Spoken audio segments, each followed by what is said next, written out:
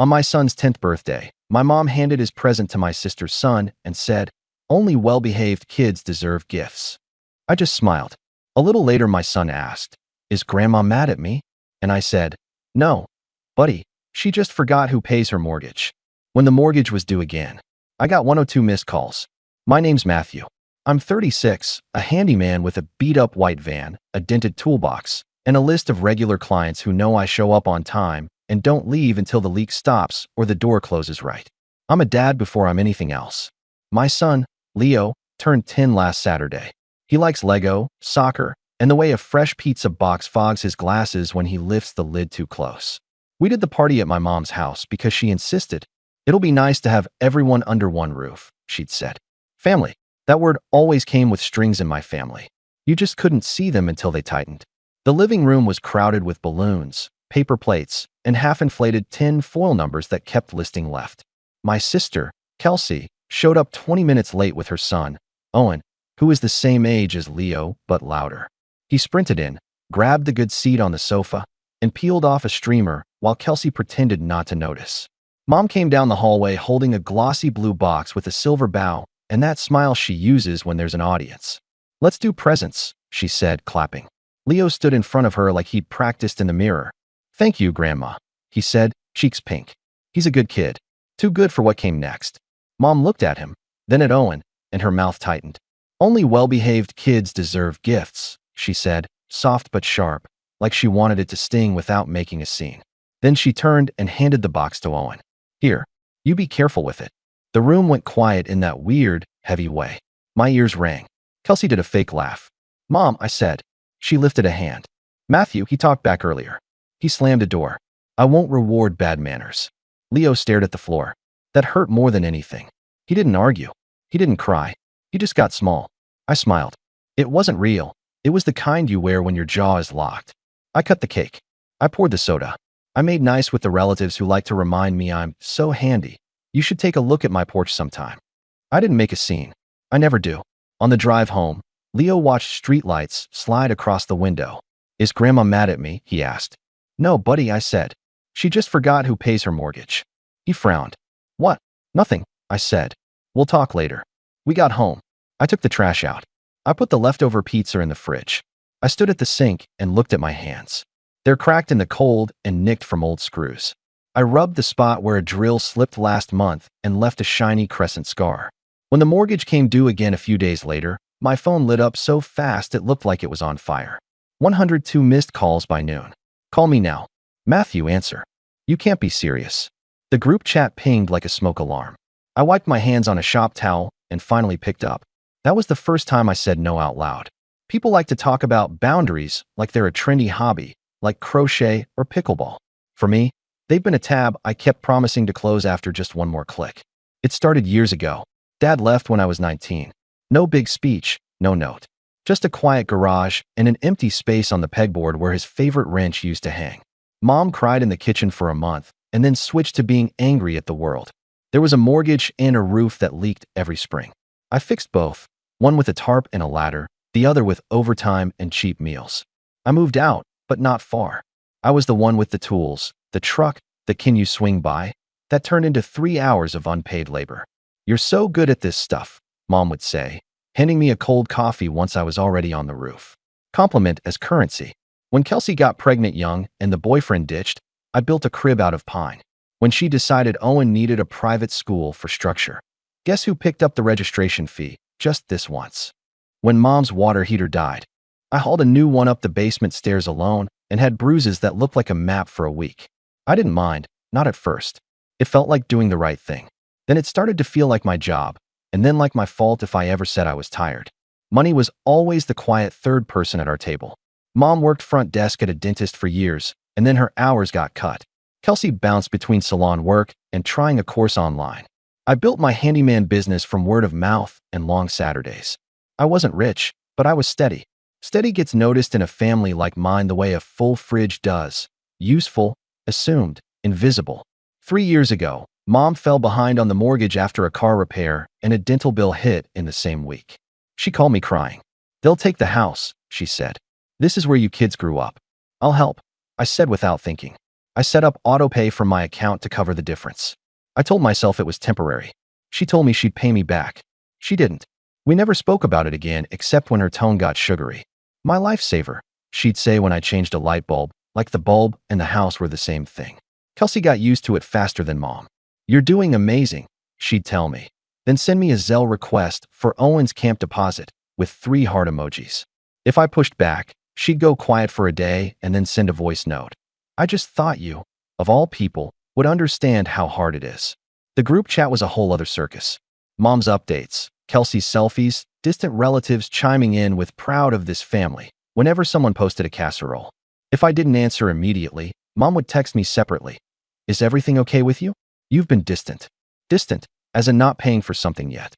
Last winter, when business dipped, I told Mom I might have to reduce what I covered for a month. She didn't ask if I was okay. She said, well, I hope you're not being dramatic. Your sister's relying on you too. Relying on me for what? I asked. Just things, she said. She has a lot on her plate. Be generous. Who's generous to me? I said, but I said it under my breath. There were little cuts that added up.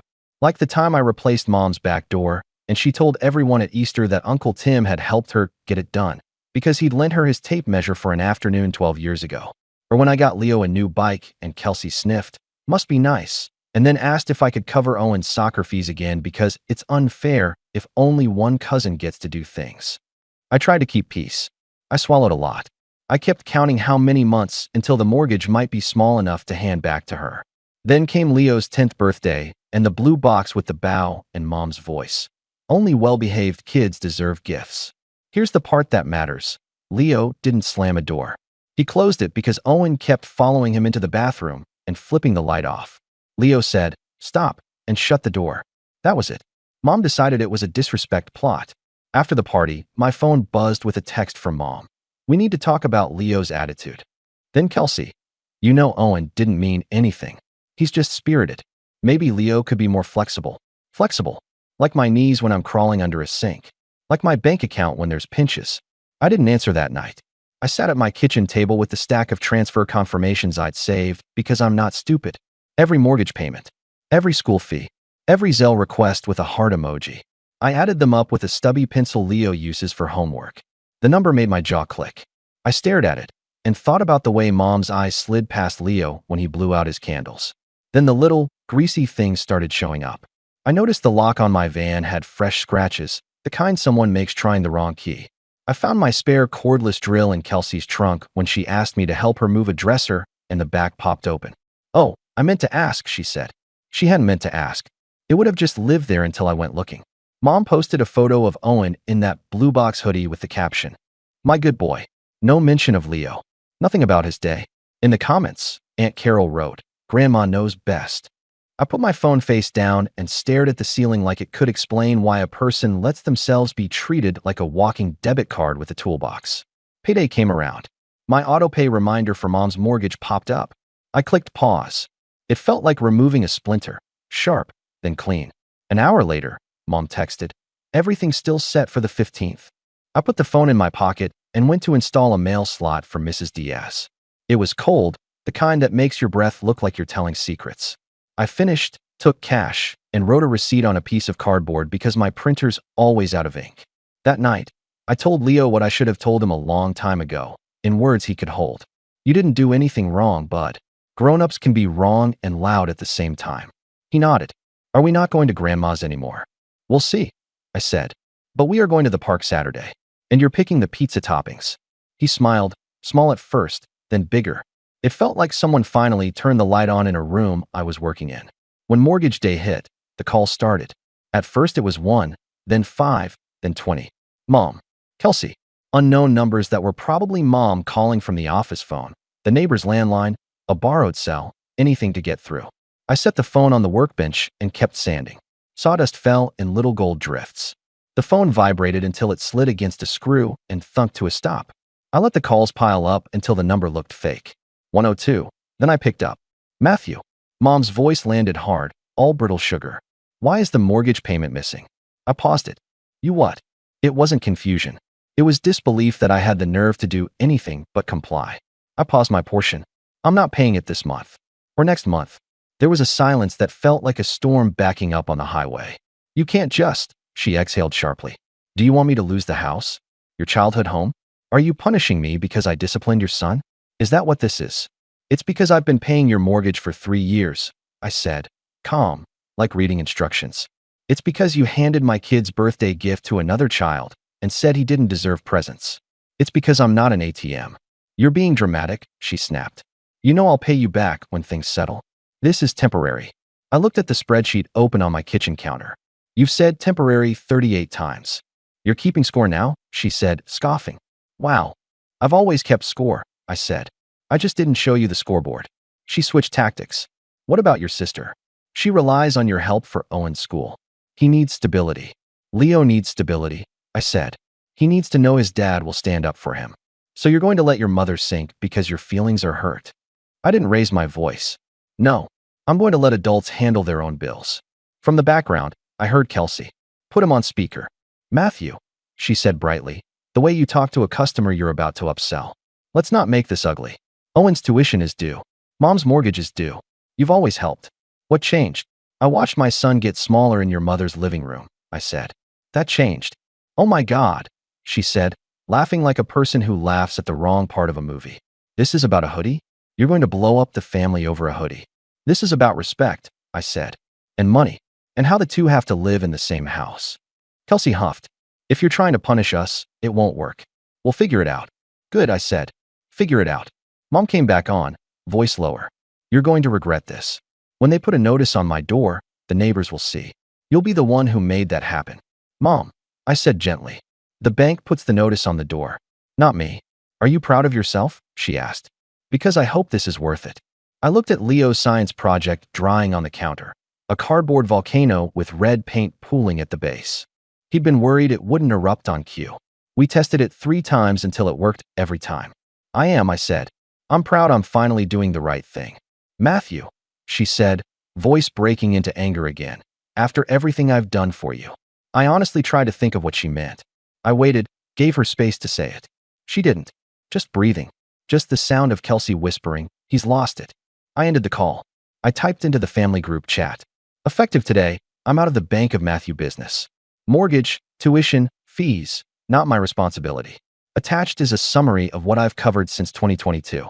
Going forward, please do not ask me for money, tools, or my time without offering payment and a schedule. Also, do not disrespect my kid in front of me again. If you do, we leave. That's the boundary. I attached the spreadsheet. Dates, amounts, notes. Blue Hoodie Day was not on the list, but it was the headline in my head. The explosion was immediate. Aunt Carol, family doesn't keep receipts. Cousin Drew, this is tacky. Mom, delete that now. Kelsey, you're sick. You need therapy. Leo wandered into the kitchen rubbing sleep out of his eyes. Morning, he said. I put the phone down and poured cereal. It pinged through breakfast, through dishes, through a sink repair across town where the client kept apologizing for calling me on short notice. You're fine, I told her, and I meant it. It felt good to help someone who said thank you like it was a word and not a leash. At lunch, my phone rang again. Unknown number. I wouldn't have answered if I'd known it was the bank. A calm woman with a calm voice informed me the mortgage was 30 days behind already before my part. Mom had told me it was only a few days late. The calm woman mentioned foreclosure timeline, options, and co-signer. I'm not on the loan, I said. No, she said. But your name is on the payment history. We assumed. Assume less, I said, and wrote down the dates anyway. Facts are armor when people throw feelings at your head like rocks. That evening, Mom called again. They said they're coming to post a notice next week, she said, not crying but performing it. You want me humiliated?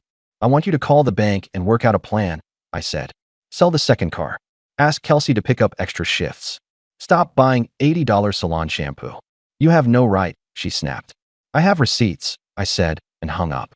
The first week after I stopped paying, the house was louder and somehow lighter. It's amazing how quiet a phone can be when you don't answer. I changed how I used mine. Do not disturb for everyone but Leo's school and my clients. The group chat became a fish tank I didn't feed. I watched it when I felt petty. Mostly, I didn't. I half expected someone to show up at my door. They didn't. Instead, they tried other angles. Aunt Carol texted, "Your mother is in pieces." I typed, "She's an adult," and erased it. I wrote, I hope she calls the bank, and sent that. She replied with a prayer hands emoji and a paragraph about forgiveness. I muted the thread. Kelsey started posting quotes about toxic people, the kind with watercolor backgrounds and curly fonts. One said, "Sometimes the takers call you selfish when you stop giving." I laughed out loud. It felt good in my chest, like coughing when you've needed to for an hour. Then the practical stuff started to shift. I locked my van and moved the spare key. I put a simple camera on my front porch because I was done wondering who touched my tools. I told 2 clients who always forgot their wallet that I now accept payment up front for materials. They paid. They always had the money. They just liked the bargain of my patience. With Mom, I was polite and short. If she texted a normal thing, "How's Leo?" I answered. If she slipped even one guilt barb into a message, "I guess you're too busy for your mother." I put the phone down and took Leo to the park. We built new routines. Friday became make-your-own pizza night.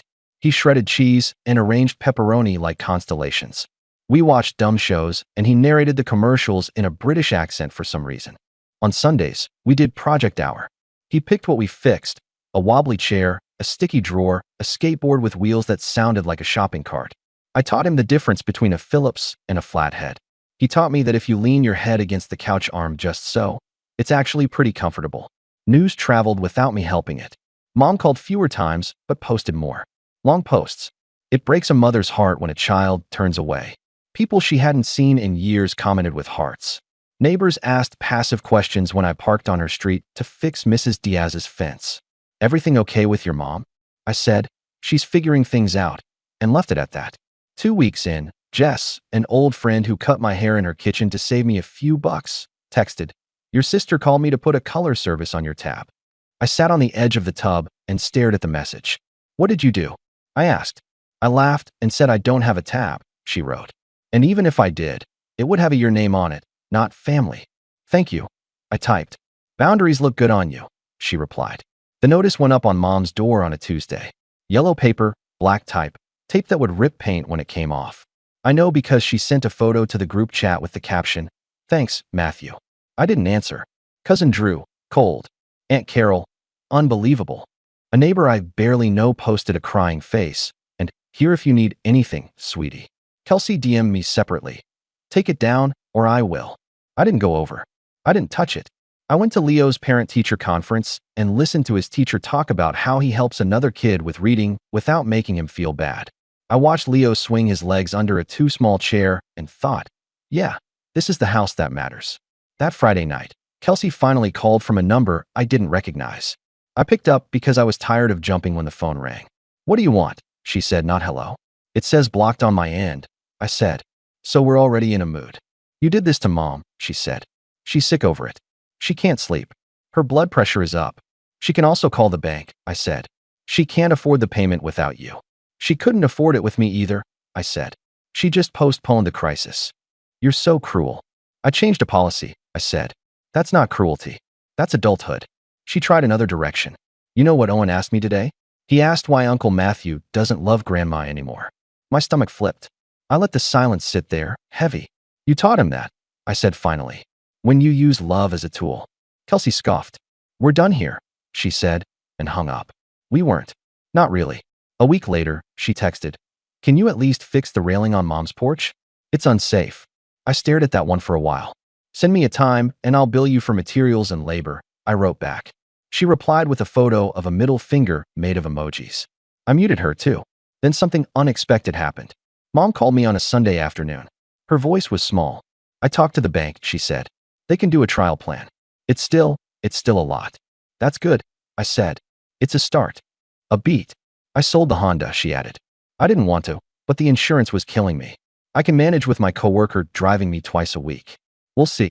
"That's smart," I said. And I meant it. She cleared her throat. "There's something else. The other day, Owen took Leo's hat and wouldn't give it back." Kelsey laughed. Leo looked. I saw his face. "I told Owen to return it. He threw it. I made him pick it up and say sorry." I pictured my mother's hallway. I pictured her hand on a kid's shoulder.